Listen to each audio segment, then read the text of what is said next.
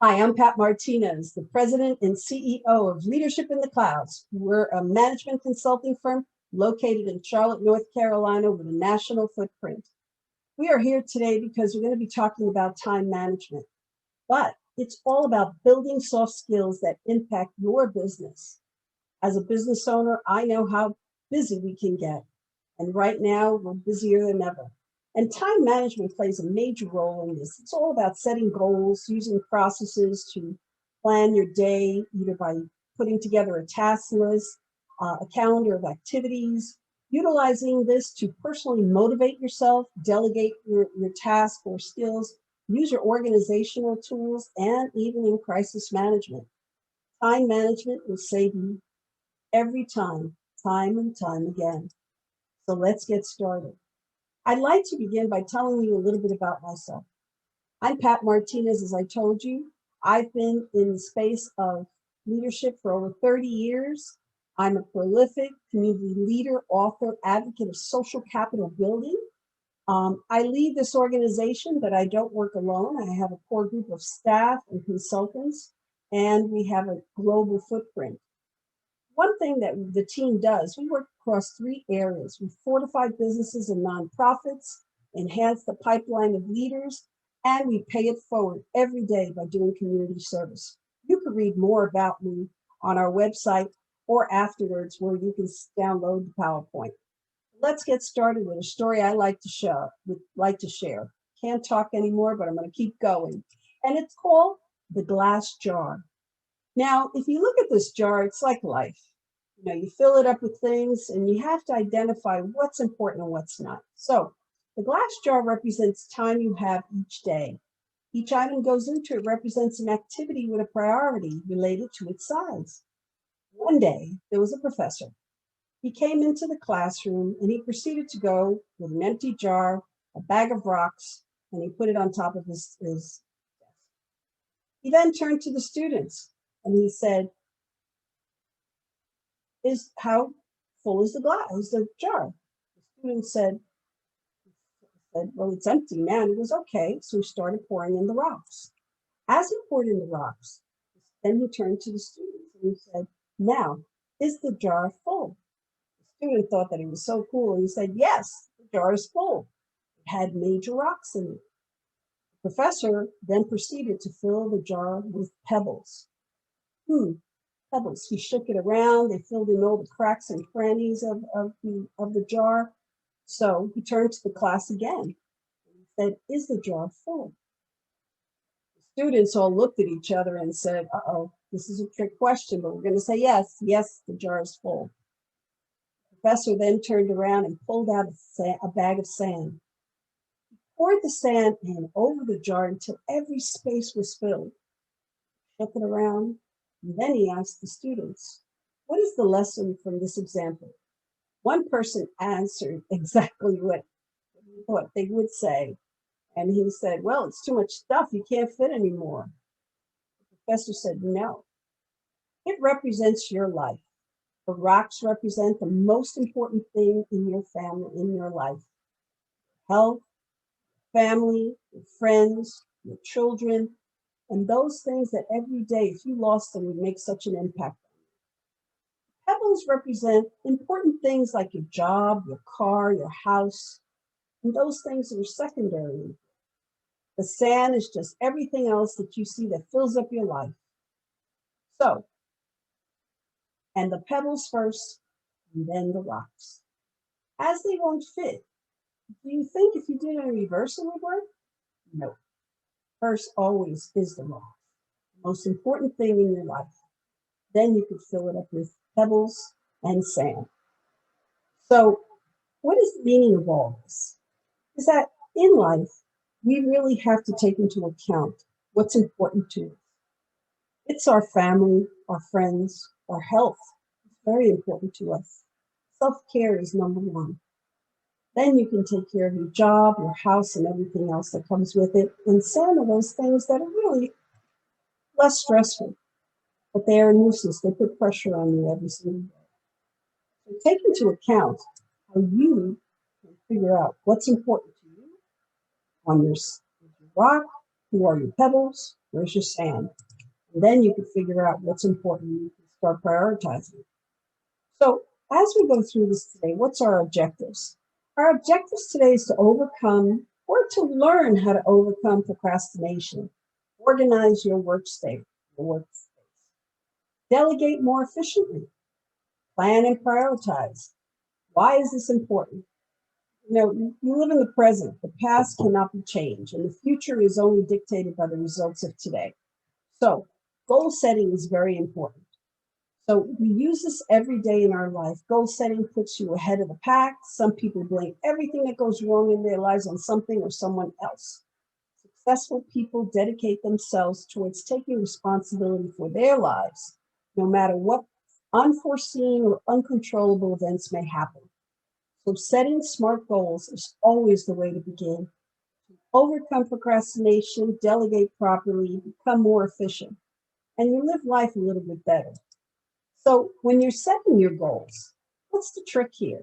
Well, I like to call it the 3 Ps: positive, personal, and possible. Why the 3 Ps? Well, positive, okay, let's say, who could you get fired up about a goal? Let's talk about your goals. So how can you get fired up about a goal if it's boring? So the phrase goals means that you have to feel good about yourself and why you're trying to accomplish it. If you set a goal with no realistic aim to achieving it, you're not going to do very well. It's just going to be something you wrote down. It has no meaning for you. So a goal needs to have meaning. A goal needs to be personal. It has to have the letter or the word I.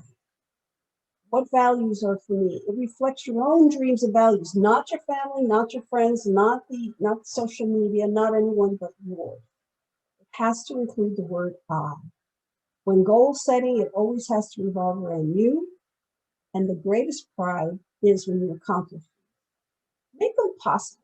Set goals that are realistic. Be sure that you can make sure to get there. Don't set goals that you know that you're never going to achieve. So for example, if you're going to college and you say, I think I want to go to an Ivy League school, but you don't have the grades for it, and you know that you're not going to get in there. So why are you setting your sights on that? Doesn't make sense. So pursue volunteer works would also strengthen your daily work. If you're a college student, you might say yes. But make things possible. Don't set yourself up for failure. So do the 3 Ps. Make sure it's a positive goal, a personal goal, and make sure it's possible. Because if you don't, you're just setting yourself up for failure. Now, the smart way. One of the things that I always talk about is how do you set these goals? Vague goals produce vague results. In order to achieve a goal, you must have a clear direction and what you want. You have to create the benefit of your life. You have to make it measurable. How do you measure it? How do you achieve the goal? How do you track it? So, and then also don't put down a goal just for the goal's sake. Can you achieve it? Setting goals are great. But setting unrealistic goals is not going to make it. So you have to set goals that are for you. Be realistic. It has to be about the I. Also relevant. Before even setting a goal, it's a good idea to sit down and define the core values of your life. Means something. What's your purpose? If you don't know what your purpose is, it's okay. Through the goals, you will start developing what your purpose is. It does work. And having relevant goals will help you find your purpose in life and will give you power to make you happy. It does make us happy, having a purpose in life. Timed goals are very important. That's the smart way. How do you track it? How do you know you've made it? What motivates you to go to the next level? You have to have a time. You have to know by when you need to accomplish this goal. Else it's just another word on a piece of paper. So the smart way: specific, measurable, achievable, relevant, and timed. So that's the way you start. So prioritizing your goals. Invest in mental focus on one goal. Choose a goal that will have the greatest impact. Life is full of goals, so pick one that makes sense to you. Create a vision board if needed. Find simple ways of creating this vision board. You know, magazines, cut out the pages or print them out. What I do is I emotionalize it on my cell phone or on my desktop. I have pictures that motivate me to the next level, and then make a list of benefits so you know why you're even bothering making that vision board. To make a vision board just for vision board's sake isn't enough. You have to make sure that it's relevant to you. So that's how you begin to see it. If you see it, you believe it. Let's do a review question here. What is one of the 3 P's of goal setting? A, people, B, positive, C, personal, D, possible. Next question. In the SMART acronym, what does T stand for? Time, tedious, to, or together? Let's see what the answers are. So if you answered people for the first one, you're correct. If you answered time for the second question, you're correct. So let's do another review question here. When prioritizing your goals, is it better to focus on several goals at once? True or false? In order for visualization to work, it's necessary that you blank your goal as much as possible. Let's see what the answers are.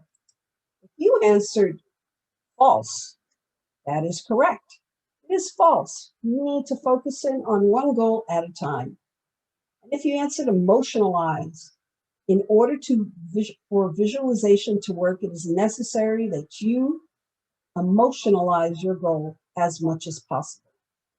Let's see how you do on the next 2 questions. In which area of your life, can goal setting be used? A, financial, B, physical, C, spiritual, D, all of the above. Next question. Which of these is something that your goals should reflect? A, the dream and values of the media, B, the dream and values of your friends, C, your dreams and values, D, all of the above. Let's see what you answered. And it's going too fast here. We're going to back up a little bit.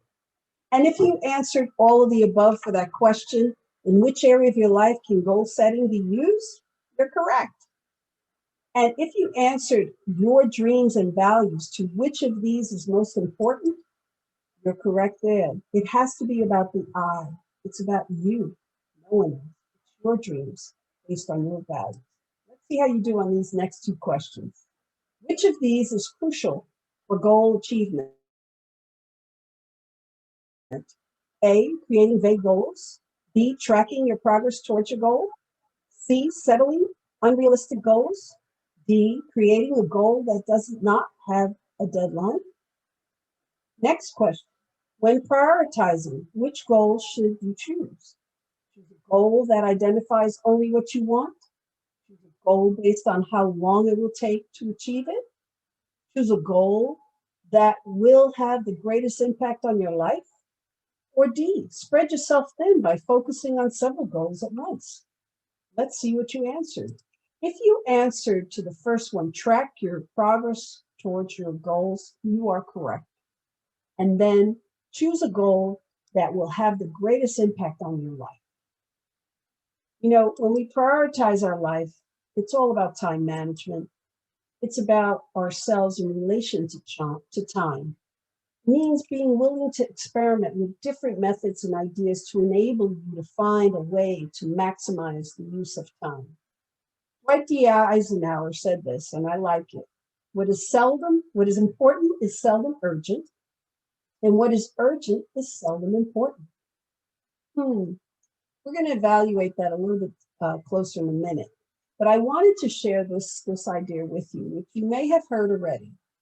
80% of results is based on 20% of actions. Pretty much the way things are across the board in life. We'll learn more about that in a moment. So I wanted to show you this matrix.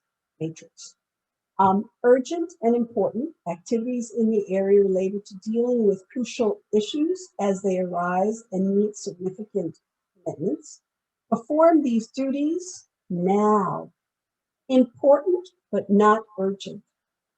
These success-oriented tasks are critical to achieve goals plan to do these these. If you put something in the urgent but not important category, uh, these are chores that do not move you forward in your goals. They just don't do anything. Manage them by delaying them, cutting them short, or reflect requests from others. Postpone these chores. So the last one, not urgent and not important. These trivial interruptions are just distractions and should be avoided if possible. However, be careful not to be misled and don't avoid connecting with family and friends because they're important.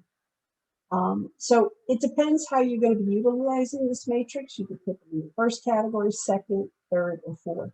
Let's explore this a little closer.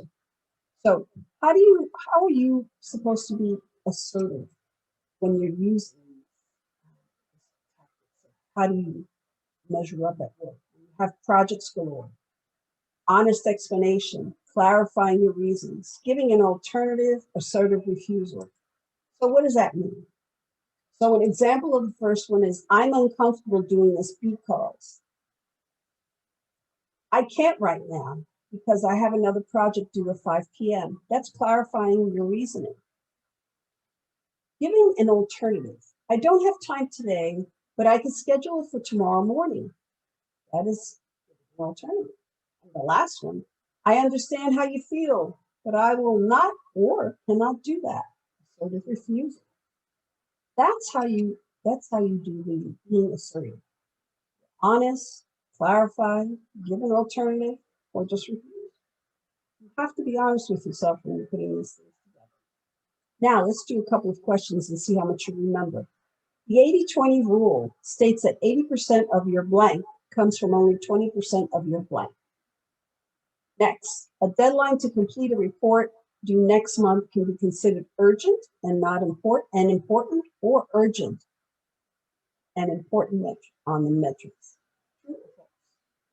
You read that again. A deadline to complete a report due next month can be considered urgent and important on the urgent important matrix. What do you think? What's your answers? If you answered results in action, you're correct. 80%, 80-20 rule states that 80% of your results come from 20% of your actions. Correct. If you said false to a deadline to complete report due next month can be considered urgent and important on the urgent important matrix is false, you are correct. You've been listening. Let's see how you do on the next question. Where would having lunch with a coworker fall on the urgent important matrix? A, urgent and important. B, urgent but not urgent. I'm sorry, B, important but not urgent. C, urgent but not important. D, not urgent and not important. Now remember, friendships are important.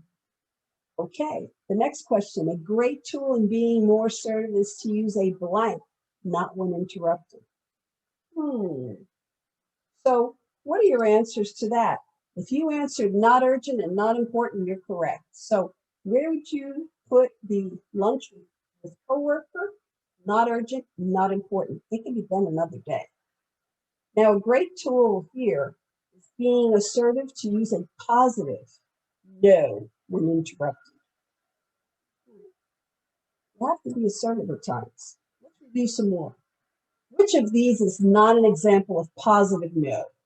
I am uncomfortable doing that because I don't have time to do that today, but I'll schedule it tomorrow.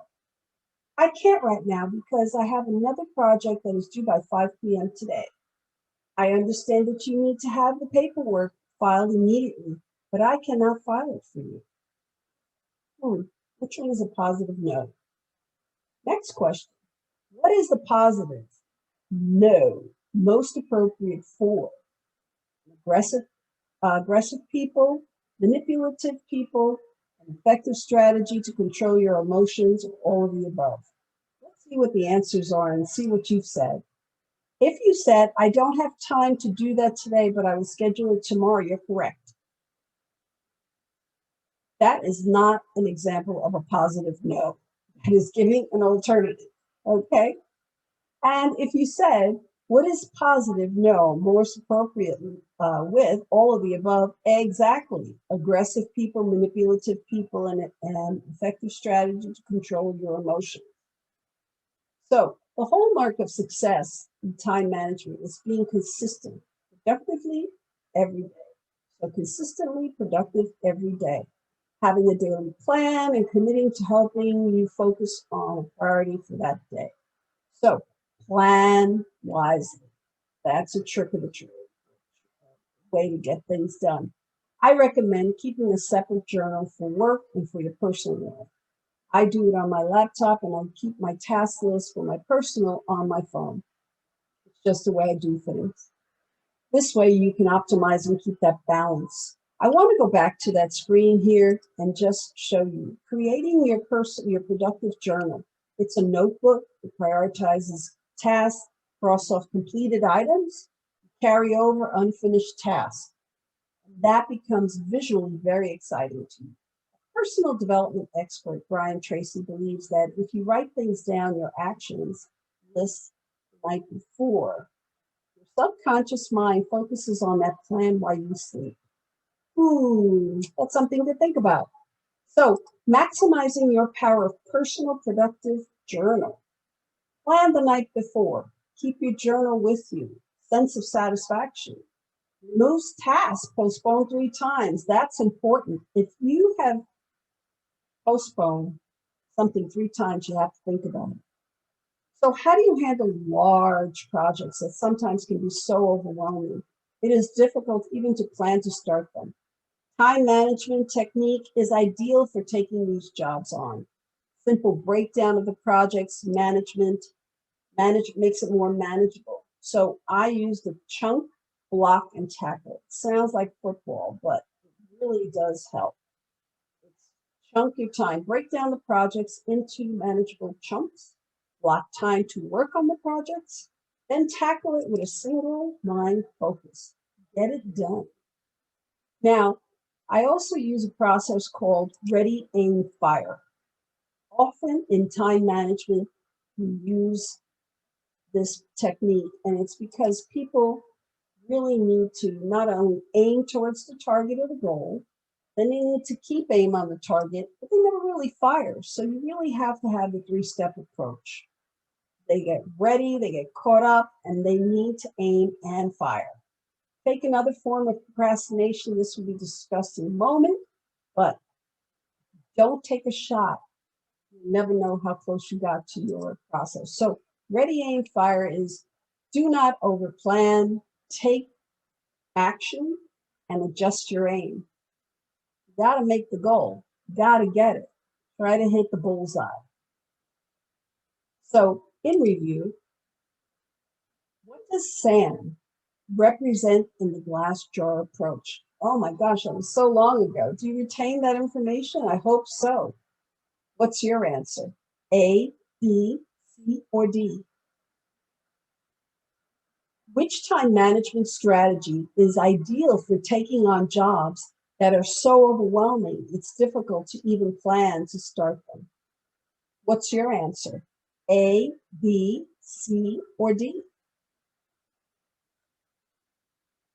You have time? Okay, let's see how you did. What does SAM represent in the glass jar? Urgent, but not important tasks. Remember, it's the last thing that fills up that jar. First comes the rocks, then the pebbles, and then the sand. Which time management strategy is ideal for taking on jobs that are so overwhelming it is difficult to even plan to start them? The answer is A, chunk, block, and tackle. Think of football. Remember it forever. Let's try another question. Often in time management planning, it is better to think blank, blank, blank. What do you think that is? A, B, or C? What is the hallmark of successful time management? A, accomplishing everything you planned to every single day with no excuses. B, being consistently productive each day. C, putting off things that are due next day. D, taking time for distractions during your day. Let's see what you answered. Hopefully you got them right. Often in time management planning, it is better to think ready, aim, fire. Remember, always adjust the aim, but always get the action item in there. Try to hit the target of what you're doing. What is the hallmark of successful time management? Being consistently productive every day. That's what it's all about. So let's try a few more questions of review.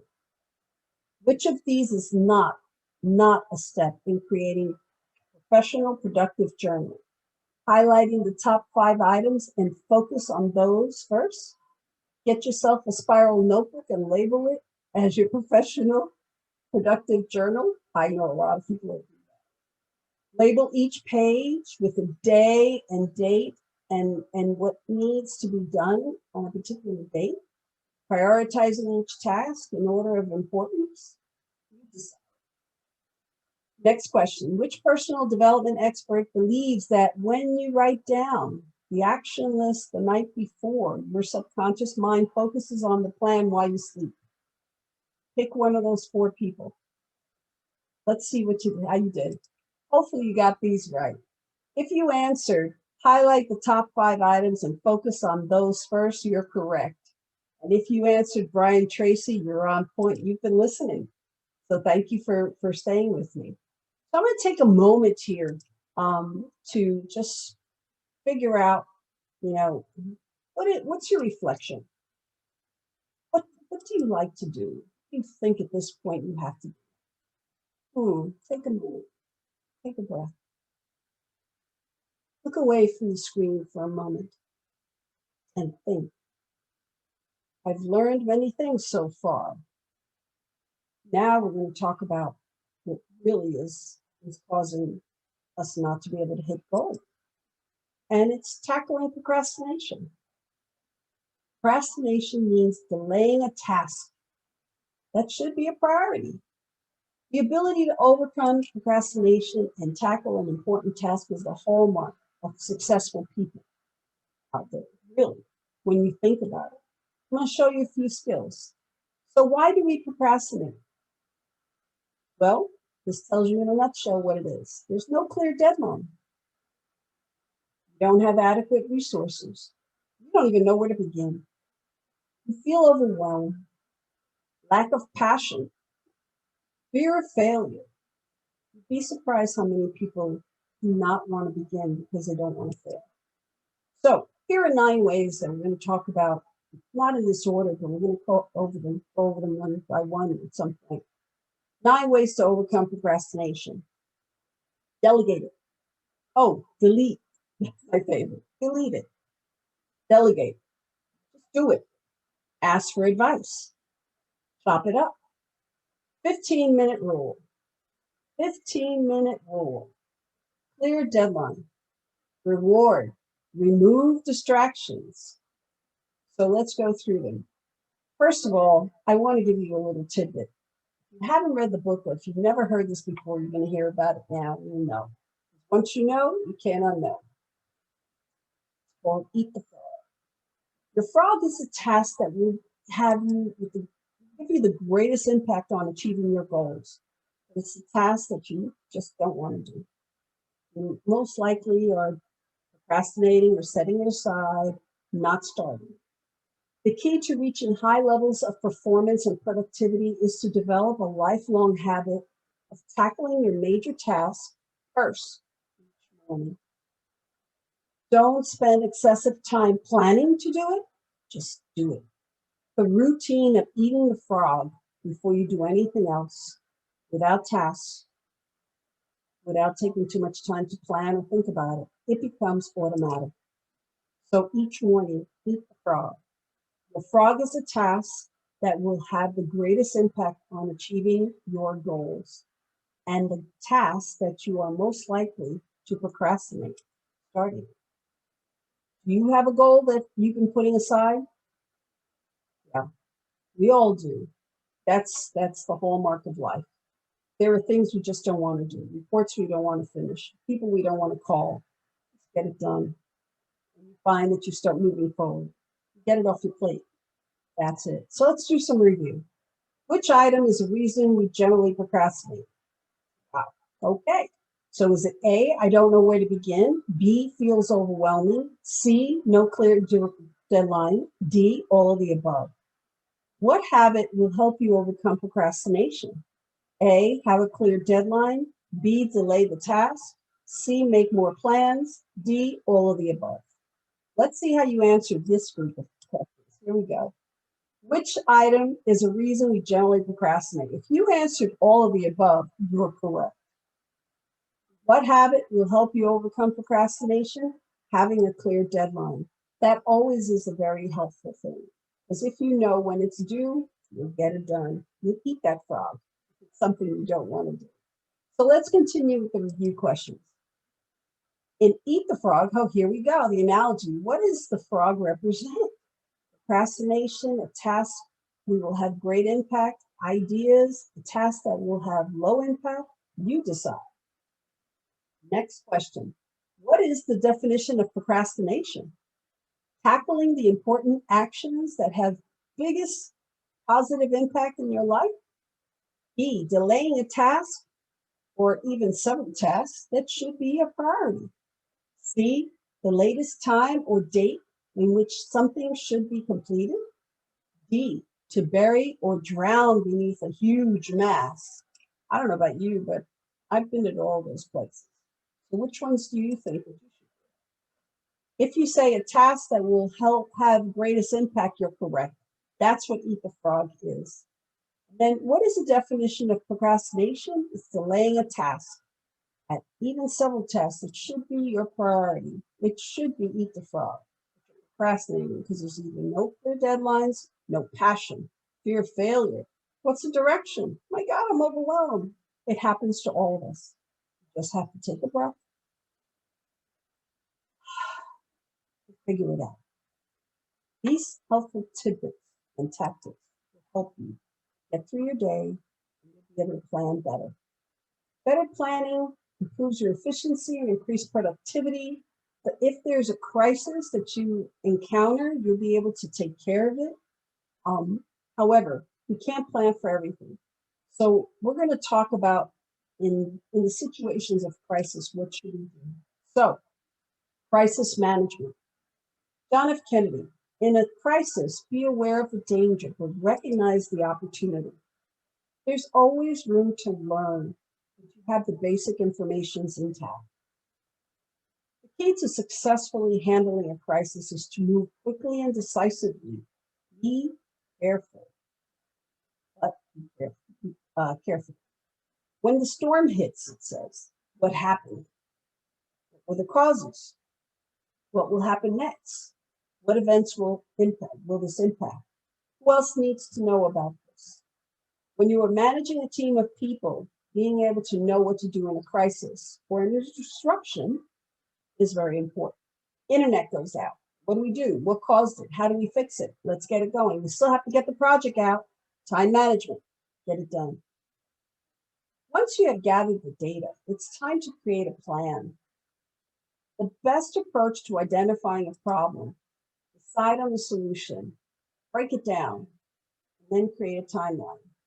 So when you're creating a plan, that's what you should do. So let's review. It says identify the problem, decide on a solution, break it down into parts, and create a timeline. No longer a project that you can't manage. It's something that you can manage. And that's what we do in time management. So for example, your manager is pretty anxious to get a report done.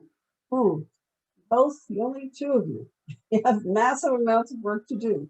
Executing the plan. What do? Evaluate. Continue evaluating the plan work. Okay. Stay organized and on point. Stay on top of the events. Deliver. Communicate to others. If you can't get there by the deadline, you need to tell somebody. Communicate, communicate, communicate. It's very important. So in the case of illness, for example, you should be prepared for short contingency plans dictating who will be responsible for your correspondence. Let's say you're out and you're managing a team, a project. General responsibilities in the case of illness extends for periods of time. Make sure that somebody's there to take over. Make sure somebody knows what to do, where it is. So lessons learned is, why did it happen? Well, learn from the event and prepare for the next disruption. We all can be replaced, but sometimes things happen beyond our control. What keeps a business going forward, or you going forward, is you have a plan of action. So let's review a few areas and see what you've learned. When a crisis hits, you should implement the first fix that comes to your mind, true or false. The best approach when creating a plan during a crisis is to A, identify the problem, B, decide on the solution, C, create a timeline, D, all of the above. I don't know about you, but I think that you've got this right. You said false to the first one, you're correct. When a crisis hits you, when a crisis hits, you should implement the first fix that comes to your mind. False. You have to evaluate and plan. The best approach when creating a plan during a crisis is to all of the above. Identify the problem, decide on the solution, create a timeline, and then make it happen. So let's see the next set of questions. As you execute the plan, you should continue to evaluate it, true or false.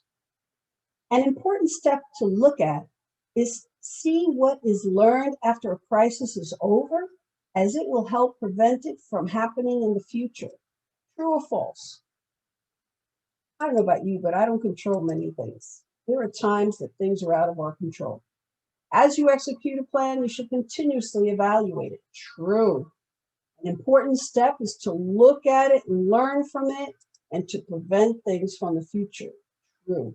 Even though you can't control everything all the time, having a plan in place helps. So let's go on to the next questions. Oh, before we do, I'm sorry. My error. I thought there was another question there. And so organizing your workspace. That is recently important in keeping yourself clear. In order to effectively manage your time, you need to be productive every day. You have to create an appropriate environment. Eliminate clutter, set up your effective filing system, gather your tools that you need. If you don't have something to make your life move quickly and efficiently, you have to find out a way of getting it done. So creating an effective workspace is very important. So I want to share this with you. The only thing, even in this world, is the number of hours in your day. The difference in winning or losing is what you do with those hours. Yeah, that's true. So one of the things I ask you to do is to figure out, look at your workspace, see what's around, reference files, information needed only when occasionally looked at, archive files are seldom looked at, but you want to retrieve it, so you need to know where to put it. Find a possible way of putting them away and finding them. Label it, tag it, alphabetize it. And there is a way of getting this done. Workspaces, references, and archives can take our life over. Email, we'll talk about in a few minutes. But I use the STING process. If you've never heard of the STING process, here it is. It is select one thing to do at a time. Time yourself. I don't know, how long will it take? Figure it out. Write it down. Ignore everything else. No breaks or interruptions. Don't get up and get coffee every 5 minutes just because you don't want to get that done. Get it done. Just get it out of the way. Give yourself a reward. Say, after I get this done, I'm leaving for lunch. It helps. It really does. Ask your email contacts to use a specific line to make sure that they're using it also. Well, this whole issue about dealing with emails is a sensitive topic. Some people have thousands upon thousands of emails in their inbox. Wow, that's incredible for me. How do you know what you've done, what you haven't done? Some people have flags, they put it here. So do this. Handle it in batches. Create delivery rules. Subject matter on the line. So this way it's easily searched. Create folders for different topics. Get it out of your inbox. File it away. Like everything else. Declutter. Use a calendar to organize your area of responsibility. Organize tasks, identify patterns, improve workflow. Use your computer or your phone calendar. If you work on your own, there's only so much you can do to get done, no matter how hard you work. So one of the most effective ways or the common ways to overcome this limitation is to learn how to delegate your work to other people. At first sight, delegation can feel like more of a hassle than it's worth. By delegating effectively, you can actually expand the amount of work you get done, but you also help others to increase. Now, what do I mean by that? Think about your workplace. Delegation allows you to make the best use of your time and skills, but it also helps people in your team to grow and develop, reach their full potential in the organization. Delegation is a win-win situation for everyone involved, not only when but only when it's done correctly. So here it is, an opportunity to grow another person's skills, reoccurrence task, non-critical tasks. So what do I mean by that? To whom do you delegate to? When you first start to delegate to someone, you should notice that it's no longer that it's you complete the task. Look at the experts in the field, and the person who delegated is still learning. You're the expert. Give them time. There's ramp up time. They have to learn as much as you do. You do it quickly because you can do it over and over and over again. So have patience. Also try to delegate to someone lowest possible organization. So someone that you know that you need to develop their skills, they need to feel valued. A person who is closest to you works best because they can work side by side, come to you, ask for advice, and increases work efficiency and helps to develop the people around you. So to whom do you delegate? Experience, knowledge, skills, time and resources, requires supervision, current workload. Always think about who do you delegate to? Delegation doesn't have to be all or nothing.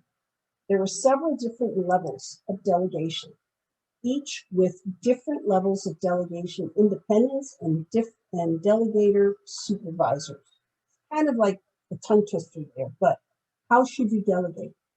Initiate action and then reports periodically. There's acts and then reports results immediately. Makes recommendations and then acts, ask what to do, wait to be told what to do, the spheres of independence. You have to be able to identify these things. Also, keeping control. Communication again. Before you delegate, you have to communicate with your team members. Available for questions. If someone has a question, then you should be available. You don't have to micromanage. But they should come to you for solutions and letting you know when they're finished. So the importance of full acceptance in the delegation process is the following. Review it thoroughly. Only accept complete work. Do not have somebody coming back and forth, and recognize and reward. So tell someone that they're doing a great job if they're doing a great job, and only accept completed work. One of the things that I always tell people is rituals and routines can actually help you increase spontaneity and fun in life. You know, because routine tasks are already planned for you, you have more energy to spend on tasks that will bring you closer to your goals and bring you more joy in life. It's setting a ritual. Discipline is the bridge between goals and accomplishments. I always say that the more rules you know, the more freedom you have. And that's the way it is with tasks and making sure that you're on point.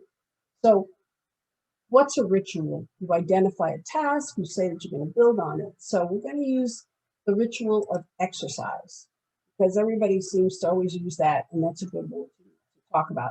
Identify it. Identify the time that you need to perform this ritual. If it involves going to the gym, getting changed, stretching, 45 minutes on the treadmill, perform 3 reps of weight, then doing a lap around the pool to finish things off, then you shower and go home. Remember, a ritual shouldn't be set in stone. Once you've established a routine or a ritual, it can be modified at any time and without, much pressure. You're the one that's controlling the schedule. So with the exercise example, you can easily decide to exercise before work, before lunch, and still use the basic tasks and subtasks. So the subtask here would be eating, time, what you do. So you have exercise. What comes under exercise is what you do. So those are the subtasks. And if you keep that, what is a ritual? You know, rituals can be many things, and it helps you. Ritualizing sleep, meals, and exercise. Establishing a ritual before sleep, that's fantastic. Plan meals for the next week. Try to exercise at least 1 hour to 3 times a week. And it becomes easier and easier once you develop a system. Now, examples of rituals are laying out your clothes the night before. I usually take my whole closet and I just have it all ready. My suits are pressed. I know the tops that go with it. Shoes are already cleaned and ready to go. The bag is ready.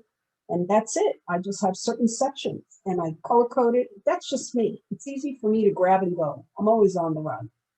Prepare your lunch. I don't prepare my lunch, but I do know what I'm going to eat each day. And I take care of meals in my house. So I do know what I'm going to be cooking that week. And I prepare ahead of time. And I take activities in my batching together. I know that I take care of a household. Many of you women out there and men, you are balancing home life and work, family life, and yourself. So you do activities batch together. And don't forget self-care. That's extremely important. So using rituals to maximize time. During a break, read for 10 minutes. You know, what do you do for 10 minutes? What I do for 10 minutes is I go outside and stand outside on my back deck. I'm in the office, I go outside for 10 minutes, stand in front of the building where the sun is, always where the sun is, and I just stand. I listen to music, and just relax. And that's what a ritual can be. Deep breathing, stretching, cleaning off a small area, updating your journal, set aside a lunch hour for personal errands. That is so important. People look forward to meetings, and with good reason. One of the things is rituals, people having meetings for meetings, to have meetings, then you have meetings for meetings and meetings and meetings, and it gets kind of crazy. And after a while, that becomes the norm. They have to break that pattern. Too many meetings, lack of purpose and structure. However, just a few tools to keep you going. So I want to read this to you. It says, history is written by people who attend meetings and stay until the end and keep the minutes. I thought that was funny. I have a funny sense of humor. We recommend 50-minute meetings starting at 5 past the hour and ending 5 minutes before the hour. I use the PAT method, and I'm not saying it because my name is Pat, but purpose, agenda, and time approach. It works each time. Have a meeting. Decide if the meeting is necessary. What's the purpose? Decide who the participants, who the observers, who's giving the reports, and who's listening. Before the meeting, make a list of what is needed to be discussed, how long you believe it will take to discuss that particular topic, and who's the person presenting it. It's called an agenda. Once the agenda is complete, send it out to the participants and observers. Whether or not they're involved, just let them know what's going on. Preferably the meeting requests, preferably 2 to 3 days before the meeting, because this way you have time to adjust and get things done in case somebody's going to be out or something has to be added, deleted, you have to amend it. You know, send the final copy 24 hours in advance. So this is building an agenda. Most of you know what an agenda looks like. So I'm not saying anything that you're not familiar with. And if you're doing this, great. I really applaud you. And if you stick to your guns on this, fantastic. Although this is informal and we tend to take meetings for granted, post agendas on charts, whiteboards, PowerPoint slide. Spend about 5 minutes of the meeting during or before or after. Talking before the meeting, talk about the agenda, see if there's anything that we need to add.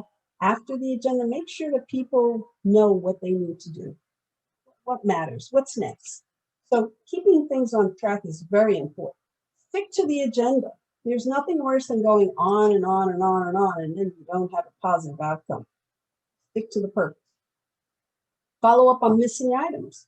So if there's missed items from the meeting before, follow up. End on an agreement. This is so important. What's next? What do we do? Where are the gaps? What do we need to do and who needs to do it? Don't forget that even if you use a meeting alternative, which means that, you know, Zoom or we do in person, face-to-face meetings. The agenda and the PAT method approach is the same. Make sure that you have purpose, agenda, and time. Okay? Zoom meetings, you know, it's the same thing.